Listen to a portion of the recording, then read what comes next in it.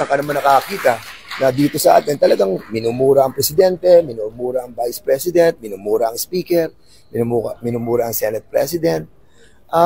Mahirap po, pero I think andun sa freedom of expression eh. Pero kung sakasakali na ito pong mga nagkikreate ng mga disinformation, gumagawa sila ng narrative na sarili nila dahil kinikater nila yung mga nagpipinan sa kanila, yun ang dapat po natin ma-check. Kasi tandaan mo, marami ng mga trolls eh. Mga troll farms eh. And I think we have to criminalize dahil meron po mga bills na pinel sa atin. So, ayun po, no? Ito po, short video lang naman ito, no? Itong si Dan Fernandez po, ina-actionan po itong mga fake news na vlogger ngayon, no? Katulad ng mga DDS na palaging nagpapakalat ng kasinungalingan, no? Sila kasi yung palaging nagmumura po sa ating mahal na Pangulo, 'di ba? Kasi halatang halata naman po, may nagfi-finance po sa kanila. 'Di ba? Hindi naman po nila gagawin 'yan kung ikakapahamak nila tapos wala namang silang nakukuhang pera sa kabila. 'Di ba? Kaya yung mga sinasabi nila na hindi mahal namin yung Pilipinas kaya ganito kami. Kung mahal mo yung Pilipinas, hindi ka gagawa ng fake news. Hindi ka gagawa ng kasinungalingan.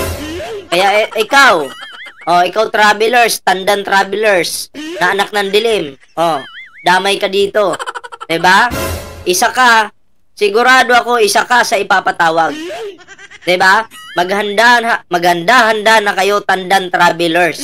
Dahil talaga namang may kalalagyan kang matanda ka. 'Di ba? Oo, kasi syempre, pag kayo napatawag diyan sa Quadcom, kailangan yung patunayan yung mga talagang banat ninyo sa administrasyon, sa Quadcom. O doon nyo sabihin na Quadcom kayo O pag napatawag kayo sa Quadcom, doon nyo sabihin, hindi, Quadcom naman talaga kayo eh. O sige nga. Kung talagang may itlog kayo, doon nyo isigaw yan. 'Di ba? Matatapang lang kasi kayo kasi nagngangawa kayo sa channel nyo eh. 'Di ba? Oo, para kayong inutil na tatanga-tanga. 'Di ba? So, yan po abangan po natin kasi ang nangunguna po dito po ay si Congressman Dan Fernandez, no? Ang una niyang ipinatawag ay ang mga may-ari po ng Facebook, mga katulad ng Facebook, okay? TikTok Philippines, o ano pa ba? Facebook, YouTube, yun. And then kasunod po niyan, yung mga content creators. Ipapatawag po ni Congressman Dan Fernandez para makapagsalita po lahat. 'Di ba? Tingnan natin kung ano yung magiging depensa nitong mga kulangot na to. 'Di ba? Doon yung patunayan na ang pinapakain diyan sa bagong programa ni First Lady Liza Marcos ay pagpag. Doon yung patunayan. Kasi kayo may sabi niyan eh. 'Di ba? Sino yung may sabi po niyan? Itong kulangot na bisdak. 'Di ba? Na ewan ko, good luck bisdak ha. Good luck. Baka pag ikaw ay nakulong diyan sa Kongreso na contempt ka baka wala nang makain yung pamilya mo, pakainin mo na lang ng pagpag. Bisdak. Ingat-ingat, wag tatanga-tanga ha. Pera-pera kasi yung labanan ng mga yan eh. Lahat naman po nangangailangan ng pera eh, pero iba sila. Oo, bukod sa bayad pa po sila nitong YouTube, ibayad din po sila ng mga laos na politiko. May monthly po sila eh. Totoo po yan. Diba? Kasi po, bakit ko po nasabi? Unang-una, si Nino Barsaga galing po dyan. Diba? Ang sabi ni Nino Barsaga po, noong siya ay nandyan pa po sa DDS, ay siya po'y binabayaran. Maliwanag po yun. Syempre, maniniwala ako kay Nino Barsaga kasi DDS siya noon eh. Diba? DDS siya noon. So, alam nyo mga pre, wag na tayong wag tayong magbulag-bulagan, wag tayong magtanga-tangahan, 'di ba? Labanan po natin yung fake news. Wag po kayong matakot. Wag po kayong matakot. Andito po tayo. No, magkaisa lang tayo. Siguradong yung mga yan, ewan ko kung saan pupulutin yan. So ito, bago natin i-play ulit itong video na to mga pre, meron po tayong ano dito. Meron po tayong Facebook, ayan ha, Ballpoint Man 2.0. And syempre, meron din po tayong TikTok. Ayan ha, sa hindi pa po nakasubscribe sa ating YouTube channel, huwag kalimutang mag-like, share, at subscribe. Yan. Okay, so once again, i-play po natin ito. Si Congressman Dan Fernandez po ay nangunguna, no, sa pagsugpo, pagputol ng mga sungay dito sa mga fake news na vlogger ngayon. Katulad ng bayaderos, nila Bisdak, yung tatanga-tanga na parang paganon-ganon palagi. Sino yun? Si Aratiles, si Travelers. Ito, matanda kang Travelers ka. Maghanda ka na, mag-prepare ka na, ha? Wag kang, baka pag pinatawag ka, maihi ka sa brief mo. Ako inananawagan po sa mga DDS na katulad ni Travelers, pag kayo ay isa sa naimbitahan diyan sa Kongreso, no?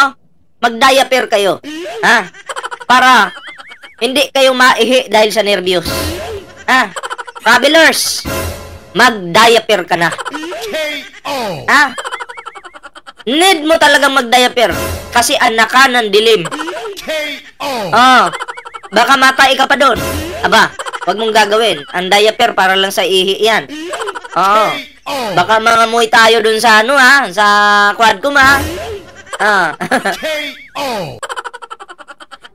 Baka ganun yung mga kasama mo dun. Amoy dutae ha. Teka lang Mr. Chair. Amoy dutae. Wag niyong gagawin yan. Kung kayo ay tumatay doon sa EDSA Shrine, wag niyong gagawin dyan sa Kongreso. Mahiya naman kayo. Baka mga may dutahe doon, ha?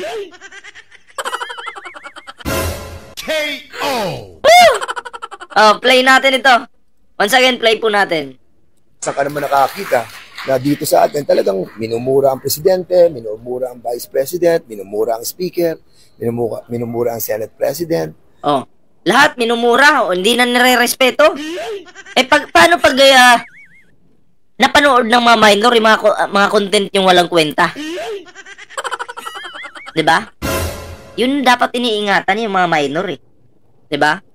At saka pag ito napatunayan talaga na may foul itong mga vlogger na to, mga vlogger na to, ang mangyayari po diyan, ano? Sigurado burado yung kanilang mga account. Sigurado burado talaga yan. Bisdak, paano pag nabura yung YouTube mo? Kakain na ng pagpag yung ano mo, yung pamilya mo.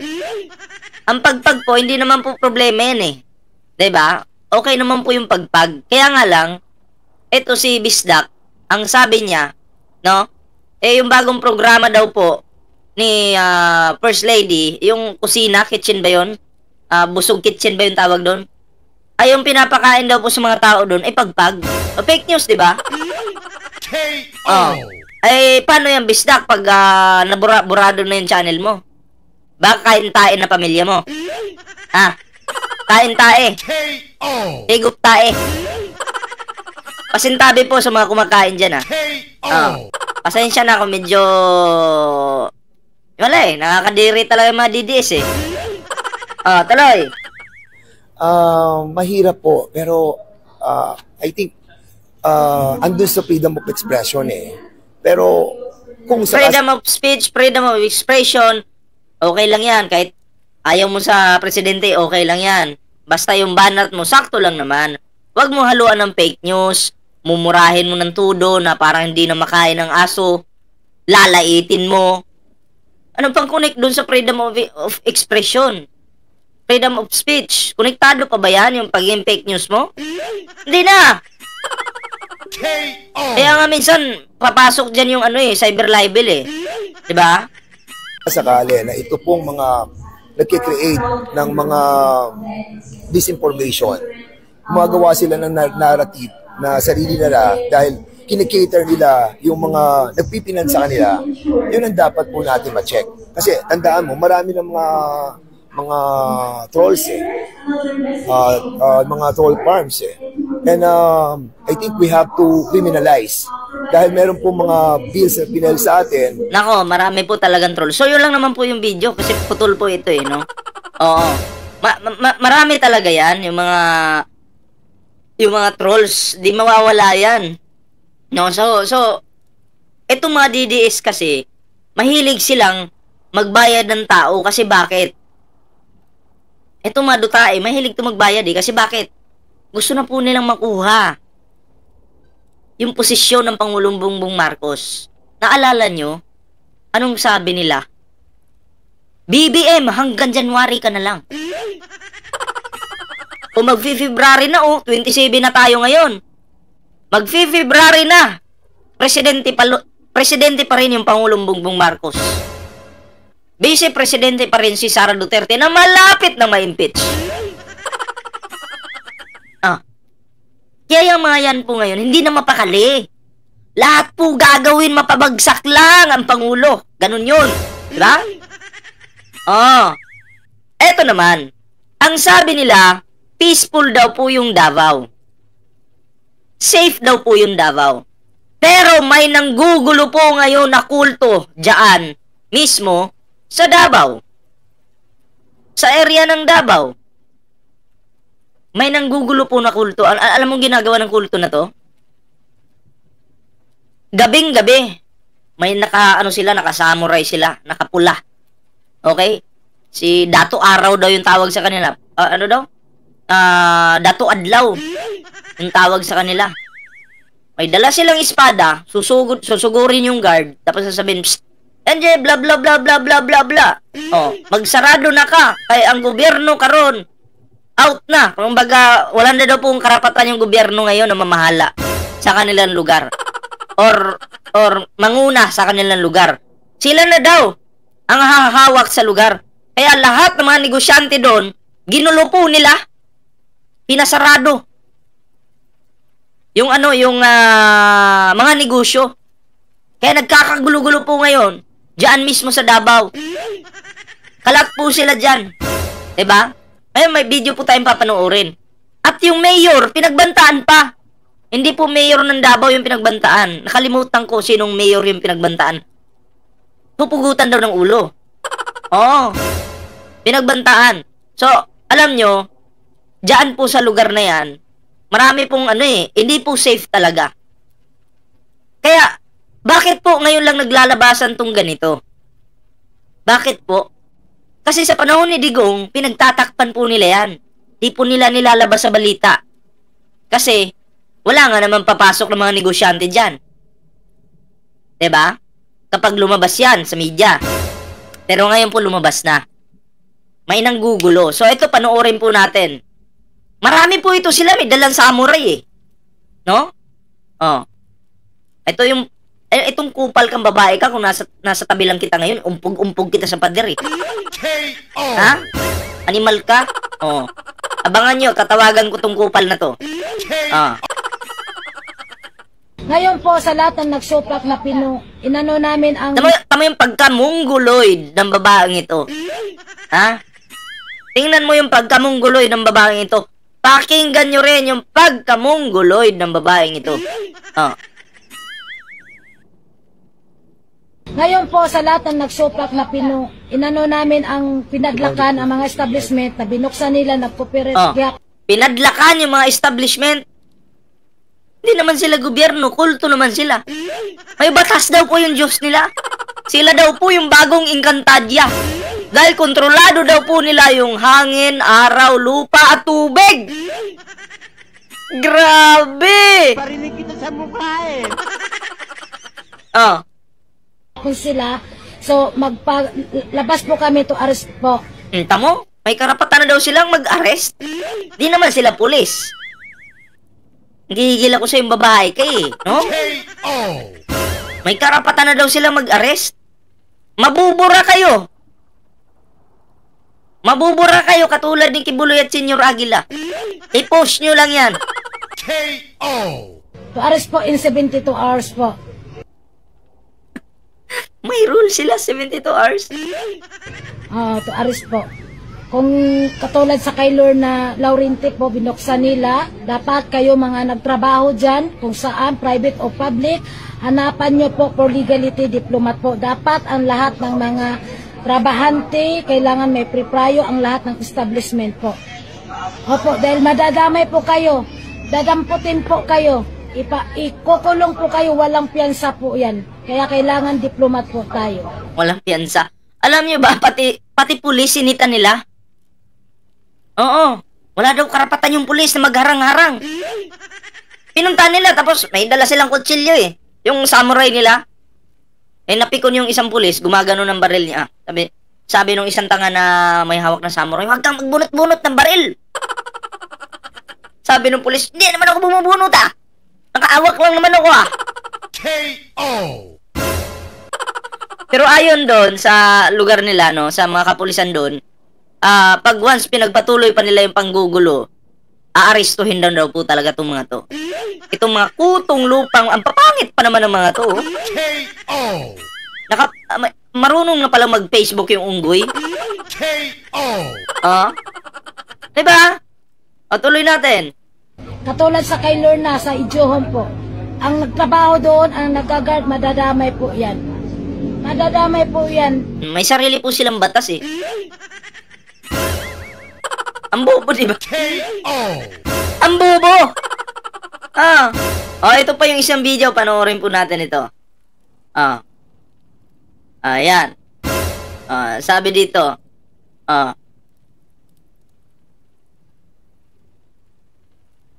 dito sa Surigao, RPN EXS Surigao, isolated case.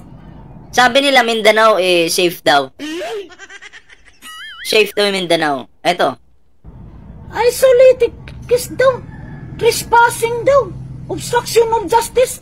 Walang obstruction of justice sa tribo. Tama, mga nakaposisyon sa gobyerno. Dahil tapos na ang iso kontrato. Kinakalaban po nila yung gobyerno. Under civil law. Ang payo ko sa'yo, kung matapang ka, matapang ang mga tribo yung putang ina ng tribo nyo. KO! Kung matapang kayo, ipadlock nyo yung Quadcom, ipadlock nyo yung Malacanang. Diyan tayo magkaalaman. KO! Kasi lahat ng mga negosyante po sa lugar nila, pinapadlock nila eh. Kahit may tao pa sa loob, pinapadlock nila eh. Diba? Alam ko nakita nyo na to sa TikTok. Viral po ito ngayon. Corporate law. Sa 01 Dashboard Protocol, 50 years, kaya andito na po kami. Ang pagrespeto namin, pagtitiis namin 50 years, pero ngayon nandito na po kami. Kung nakinig kayo, sabi ni Sara Duterte, Apo Lakay, Ferdinand Marcos Jr. President, nagsasalita na po ang mga nitib. Oy, ba't mo pinapagalitan si Marcos Sr.? Hindi naman siya yung presidente ngayon. Wala na si Marcos Sr. Lami asag pao ning uto kaning bayhanan niyo. KO! Sarap mong tadyakan eh, no? KO! Diba? Lumalaban na po si Bay Lourdes Latraca Infante lang po yan. Kami ang totoong Baidato. Kami ang totoong Encantadia Encantado po. Dahil si Baidato ang makautos sa... Narinig niyo po yun? Parinig kita sa mukha eh. Ulitin natin. Laban na po si Bay Lourdes Latraca Infante lang po yan. Kami ang totoong Baidato. Kami ang totoong Encantadia Encantado po. Dahil si Baidato ang makautos sa hangin, tubig, lupa, apoy po. Dahil kami ang... Kaya na po nilang mag-utos ng lupa, hangin, tubig.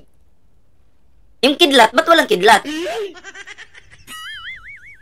Yung alikabok, dapat kaya niyo ring utusan. KO! Mongoloid talaga, grabe. Yan ba yung sinasabi niyo, safe yung Mindanao? Davao? Dahil si Baidato ang makautos sa hangin, tubig, lupa, apoy po. Dahil kami ang Baidato na makautos sa hangin, tubig, lupa, apoy. God is justice po. Dinamay pa yung Panginoon. Ano ba? Alam nyo, anong sabi doon sa Bible? Huwag nating gagamitin ang pangalan ng Panginoon sa walang hindi makabuluhang bagay. Diba? Huwag mong gagamitin yung pangalan ng Panginoon sa hindi makabuluhang bagay. Ngayon, ginagamit nyo yung pangalan ng Panginoon. Nakakakilabot yung mga ginagawa nyo. Hindi para kilabutan kami dahil natatakot kami sa inyo. Hindi. Kinikilabutan kami dahil delikado talaga yung magiging ending po ng ganitong klaseng tao. KO. Oo, natatakot kami dahil may kasamang awa para sa inyo. Sa Bible nga eh. Pinagpapatay nga yung mga kulto. Diba? Dahil yan ang totoong Diyos na buhi. Hangin, tubig, lupa, apoy. Ginawa nilang Diyos yung hangin, tubig, lupa, apoy. Oh. Paano nangyari yun? KO. Grabe. Kung talagang Diyos mo, kung talagang Diyos mo yung hangin, tubig, lupa, apoy, ganito. Payag ka. Susunugin kita. Tingnan natin kung kaya kang iligtas ng Diyos mo na apoy. Pagkatapos mong sunugin, okay, iihipan ko yung apoy, mamamatay yung apoy ngayon. Tapos buhusan kitang tubig, ilibing kita sa lupa. O, tingnan natin kung kaya kang iligtas. KO. Baka mamaya matusta ka. Bobo kang babae ka. KO. Kami ang totoo makaproteksyon sa mga tao na may hustisya. Ang Kita mo, bobo. Sipain kita dyan eh. Tarantado kang animal ka. KO. susunod sa hustisya lang din po. Makaproteksyon kami. Dahil ang hindi susunod sa hustisya, papadlakan kayo in 72 hours to inform lang po kayo. Oh, umanda na kayo ha. Mga negosyo nyo dyan sa Davao. Papadlakan kayo ng kulto. KO. Kumanda kayo, magsara na kayo, private o public, magsarado na kayo. Dahil lulusob na ang 72 spiritual po. Lulusob na yung mga mongoloid. KO. Abangan nyo po. Kanino ba lula ito? Pwede bang pag nakita ko ito, sapukin ko to sa harapan nyo? KO. Diba? Bobo? Oh, ganyan po ka-safe yung Davao. Magtayo pa kayo ng negosyo dun sa Davao. Tuloy nyo dun. Doon kayo Davao. KO. Diba? So, ayun lang po, no? At least nakita po natin, pinakita ko sa inyo kung gaano ka-safe yung Mindanao. Na malapit lang sa Davao. Diba? Safe daw dun eh. Oo. Sila naman may sabi eh, diba? Pinakita natin. Oo. Diba? So, lalo na sa mga vlogger-vloggeran dyan, maghanda kayo. Payo ko, pag kayo pinatawag, sa quad ko, mag-diaper na kayo. Dahil sigurado, maiihi kayo doon. At least may diaper na kayo, diba? So, ayun lang muna yung ating video, mga pre. Meron po tayong Facebook dito, Ballpoint Man 2.0, at meron din po tayong TikTok. Ayan, support po natin yung ating, support niyo po yung ating TikTok. Oo. And syempre, sa hindi pa po nakasubscribe sa ating YouTube channel, huwag kalimutang mag-like, share, at subscribe para updated po kayo sa mga uploads po natin. Ayan share this video, i-like nyo na to. Ring the notification bell. And baka bukas po, tingnan natin kung kaya natin mag-live. Okay? So sa ngayon, yun lang po muna yung ating reaction. Ayan Oo. Yan lang po muna yung ating reaction. Magkita-kita po ulit tayo bukas sa susunod na video. Ingat po, bye-bye pansamantala.